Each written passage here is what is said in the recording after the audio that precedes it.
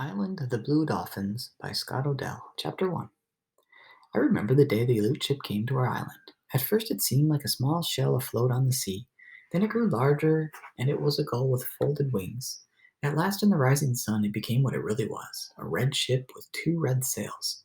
My brother and I had gone to the head of a canyon that winds down to the little harbor which is called Coral Cove.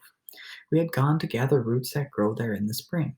My brother Ramo was only a little boy half my age, which was 12. He was small for one who had lived so many suns and moons, but quick as a cricket, also foolish as a cricket when he was excited. For this reason, too, for this reason, and because I wanted him to help me gather roots and not go running off, I said nothing about the shell I saw or the gull with folded wings. I went on digging in the brush with my pointed stick as though nothing at all were happening on the sea, even when I knew for sure that the gull was a ship with two red sails. But Rommel's eyes missed little in the world. They were black like a lizard's and very large, and like the eyes of a lizard, could sometimes look sleepy. This was the time when they saw the most. This was the way they looked now. They were half closed, like those of a lizard lying on a rock about to flick out its tongue to catch a fly. The sea is smooth, Rommel said. It is a flat stone without any scratches. My brother liked to pretend that one thing was another. The sea is not alone without scratches, I said. It is water and no waves. It is a blue stone, he said, and far away on the edge of it is a small cloud which sits on the stone. Clouds do not sit on stones, on blue ones or black ones or any kind of stones. This one does. Not on the sea, I said. Dolphins sit there, and gulls, and cormorants, and otter, and whales too, but not clouds. It's a whale, maybe. Rum was standing on one foot and then the other, watching the ship coming, which he did not know was a ship because he had never seen one. I had never seen one either, but I knew how they looked because I had been told. While you gaze at the sea, I said, I dig roots, and it is I who will eat them and you who will not. Rama began to punch the earth with his stick as the ship came closer, its sails showing red through the morning mist. He kept watching it, acting all the time as if he were not. Have you ever seen a red whale? He asked. Yes, I said, though I never had. Those I have seen are gray. You are very young and have not seen anything that swims in the world. Rommel picked up a root and was about to drop it into the basket. Suddenly his mouth opened wide and then closed again. A canoe, he cried. A great one, bigger than all the canoes together, and red. A canoe or a ship. Didn't matter to Rommel, and the very next breath he tossed the root in the air and it was gone, crashing through the brush, shouting as he went. I kept on gathering roots, but my hands trembled as I dug in the earth, for I was more excited than my brother. I knew that it was a ship there on the sea and not a big canoe, and that a ship could mean many, many things. I wanted to drop the stick and run too, but I went on digging roots because they were needed in the village. By the time I filled the basket, the Aleut ship had sailed around the wide kelp bed that encloses our island, and between the two rocks that guard Coral Cove. Word is coming that had already word of its coming had already reached the village of Galasa.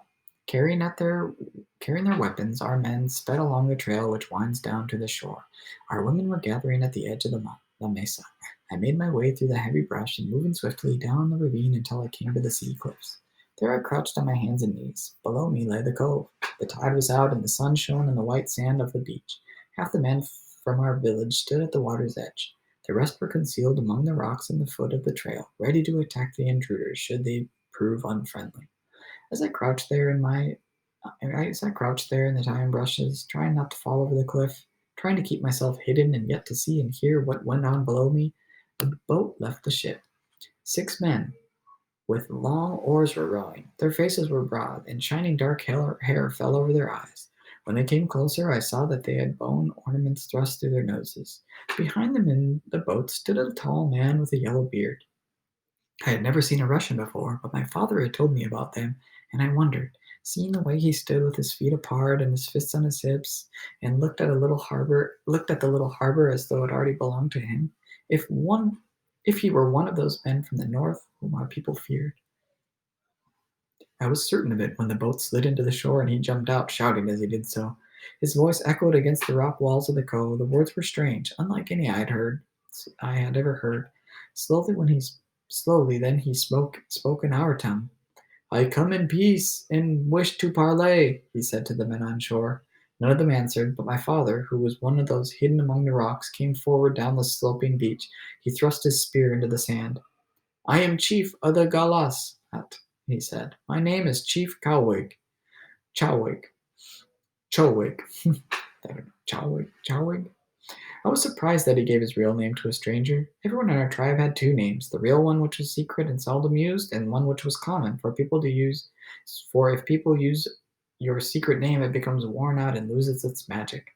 Thus I was known as Juan Apale, which means the girl with the long black hair, though my secret name is Karana. My father's secret name was Chawig. Why he gave it to a stranger, I do not know.